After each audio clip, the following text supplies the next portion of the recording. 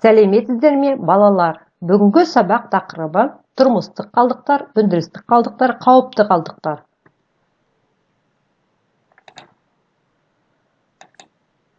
Сабақтың мақсаттары: ғылыми, көпшілік және публицистикалық стильдегі мәтіндерден күрделі сөздердің жасалу жолын анықтау, ауызша мәтін құрауда орынды қолдану. Мәтін құрауда сөздердің байланысу түрлері мен тәсілдерін орынды қолдану. Айтылым, жазылым. Жаңа тақырып болған соң, біз сабақта жаңа сөздердің аудармасымен танысуды бастаймыз. Балалар, сөздерін менімен бірге қайталай отырып, дәптерге жазып алыңдар. Қалдықтар: отходы, қажетке жарату, использовать, сұрыптайды, сортирует, өртейді, сжигает, залалсыздандырады, обеззараживает, өндірістік, промышленный, айыппұл, штраф, жарылыс, взрыв. Келесі слайдта тілдік бағдарға көшейік. Сөздердің байланысу түрлері. Қазақ тілінде сөздердің 5 байланысу түрі бар. Олар: қиысу, матасу, меңгеру, қабысу, жанасу. Әрбіріне жеке-жеке тоқталып өтейік. Мысалдарға көңіл аударыңдар. Қиысу: бастауыш пен баяндауыштың жіктелу арқылы байланысы. Мысалдар: мен жаздым, мен бастауыш, жаздым баяндауыш. Асан оқыды, Асан бастауыш, оқыды баяндауыш. Біз қыдырдық, біз бастауыш, баяндауыш, қыдырдық. Келесі: матасу: бағаныңқы сыңары, ілік септігіндегі сөз байланысы. Асанның ағасы, көктемнің самалы. Асанның деген сөзде ның ілік септіктің жалғауы, көктемнің деген сөзге інің ілік септігінің жалғауы. Келесі: меңгеру: бағаныңқы сыңары, барыс, табыс, шығыс, жатыс, көмектес септігіндегі сөздер байланысы. Ауылға келді, үйде отырмын, мектептен барады, терезені сүртті, ағаммен сөйлесті. Өздерін көріп отырсыздар, ауылға деген барыс септік, үйде жатыс септік, мектептен шығыс септік, терезені табыс септігі, ағаммен көмектес септіктермен байланысып тұр. Меңгеру атау мен ілік септігінен басқа барлық септік жалғауларымен байланысады. Келесі слайд. Қабысу: бағаныңқы сыңарының орнын ауыстыруға болмайтын жалғаулы сөздер байланысы. Мысалы: тас жол, жол тас деп орындарын ауыстыруға болмайды. Тез оқыды, оқыды тез деп айтуға болмайды. Келесі: жанасу: бағаныңқы сыңарының үстеуімен не септеулік шылау тіркескен сөздермен байланысы.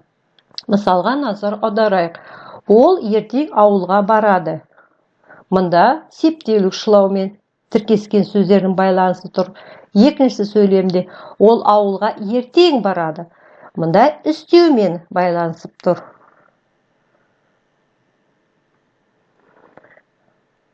Балалар, ал енді лексикалық тақырыбына көшелік.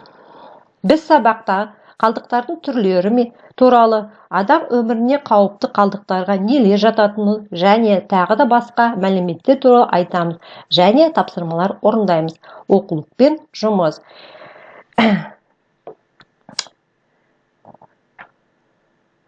Тұрмыстық қалдықтар мен қоқыстардың жойылу мерзімі болатынын сендер білесіңдер. Оқулықпен жұмыс жасайық. 55-ші бетті ашыңдар, суреттерге көңіл аударыңдар. Мысалы: ас қалдықтары 1 ай шамасында жойылады. Газет 1-3 ай аралығында жойылады. Құрылыс тақтайлары 10 жылда жойылады. Және тағы басқа қалдықтардың мерзімін оқулықтағы 55-ші бетте көріп отырсыңдар. Келесі слайдта тапсырмалар орындайық. Оқылым, жазылым. 54-55 бет, 4-ші тапсырма. Мәтінді оқы, төмендегі сұрақтарға толық сөйлеме жауап беріңдер. Бірінші сұрақ: Қауіпті қалдықтарының көбіне не жатады? Ешқашан жойылмайтын қалдықтарға не жатады? Табиғат таза болу үшін адамдар не істеу керек? Жауаптарын жазып болсаңдар, тексеріп көрейік. Жауаптарыңды тексеріп отырыңдар. Бірінші сұраққа жауап. Қауіпті қалдықтардың көбіне тұрмыста қолданылатын кір жуатын ұнтақ, химиялық заттардың қалдықтары, бояу, дәрі, қолданылған батареялар мен аккумулятор, металл қалдықтары жатады. Екінші сұраққа жауап. Ешқашан жойылмайтын қалдықтарға пластиктен жасалған ыдыстар, полиэтилен пакеттер жатады. Үшінші сұраққа жауап. Табиғат таза болу үшін адамдар қоқысты лақтырмай, арнайы жәшікке тастау керек. Келесі слайд.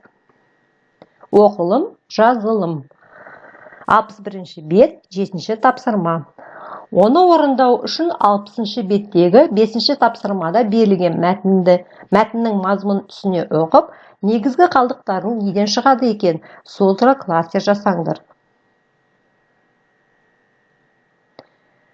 Балалар, осымен біздің сабағымыз аяқталды. Қорытынды бөліміндегі тақырып бойынша төменгі сұрақтарға жауап берейік. Қазақ тілінде сөздердің байланысы түрлерін атап беріңдер. Қауіпті қалдықтар қай жерде көп шығарылады? Ешқашан жойылмайтын қалдықтар бар ма? Үй тапсырмасы 65-ші бет, 7-ші тапсырма. Көп нүктенің орнына қажетті сөздер жаз. Қажетті сөздер оқулықтарға берілген. Сабағымыз осымен аяқталды. Назарларыңызға рахмет.